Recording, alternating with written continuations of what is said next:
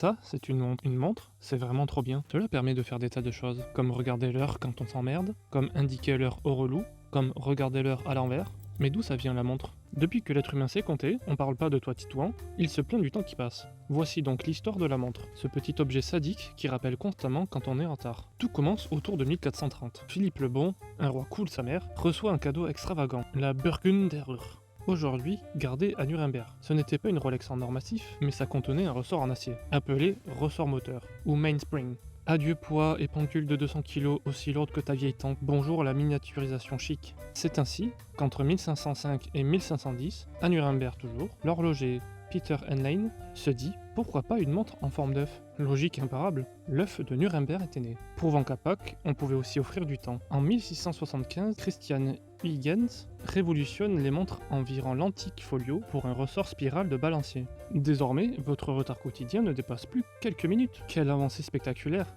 Tu arrives presque à l'heure à ton date au flunch du bourg avec Baudouin, fils du saltimbanque. Puis vient 1755, avec Thomas Mudd invente l'échappement à encre détachée. Wow! Celui qui produit le fameux tic-tac insupportable que tu entends chez mamie quand elle te lâche au milieu du salon pour sa sieste. Un système toujours en place aujourd'hui dans vos montres mécaniques, quand elles daignent fonctionner selon les mouvements du porteur. Cela par exemple Antoine.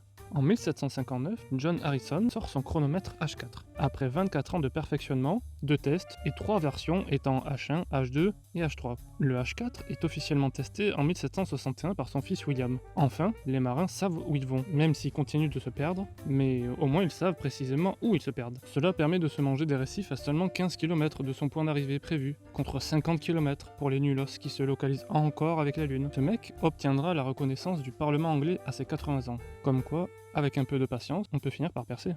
En 1764, Jean-Antoine Lépine simplifie les montres de poche avec son fameux calibre Lépine. Cela permet de fabriquer des montres moins épaisses et d'avoir l'air moins con avec ça dans la poche. Paris, 1775. Abraham Louis Breguet lance sa maison de l'horlogerie. Il invente le tourbillon, breveté en 1801, parce qu'une montre sans tourbillon, c'est pour les petites fiottes. Et en 1810, Caroline Murat, reine de Naples, reçoit la première montre bracelet. Ainsi, c'était la meuf la plus branchée de l'univers, et elle n'avait plus aucune excuse pour arriver en retard au bal de riche. 1904, Louis Cartier crée la Santos Dumont, pour un aviateur brésilien qui ne voulait plus sortir sa montre de sa poche en plein vol. Ça se comprend, il ne voulait probablement pas mourir. Mais c'est surtout pendant la Première Guerre mondiale que la montre bracelet se popularise chez les hommes. Parce que chercher sa montre dans la boue des tranchées, entre la jambe arrachée de ton camarade Jean et les morceaux de crâne de Marcel, c'était moyennement pratique. Le 25 décembre 1969, les Japonais inventent la Seiko Astron 35 SQ.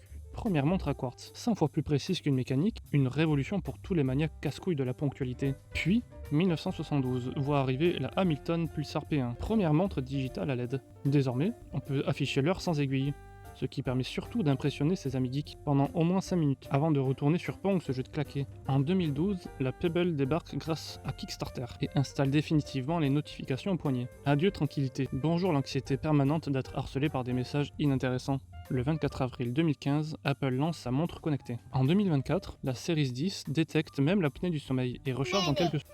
Pratique pour ceux qui oublient constamment de charger leur gadget la nuit ou qui oublient de respirer. Petit détour par la France. En 1793, Laurent Mégévent installe 80 horlogers suisses à Besançon, qui devient capitale française de l'horlogerie, pour avoir dans les 700 horlogers suisses quelques temps plus tard, soit 6 milliards de fois plus. L'Observatoire chronométrique de Besançon ouvre en 1884 pour certifier que votre montre n'est pas qu'un joli bracelet et que vous n'avez pas acheté une montre Wish. La maison Lipp, fondée en 1867 par Emmanuel Lippmann, sort sa fameuse T18 en 1935, puis la R27 électrique en 1958, première du genre en Europe. Quand en France, même le futur est vintage. Côté prix, au moins cher, la montre coûtera 1 centime, soit le prix d'un trombone. Au plus cher, elle coûtera environ 46 millions d'euros, soit le prix d'un voyage vers la Station Spatiale Internationale. Ainsi donc, depuis qu'il compte les heures, l'être humain cherche désespérément à les emporter partout avec lui. Et malgré tous ces progrès, il continue à arriver en retard ce naze.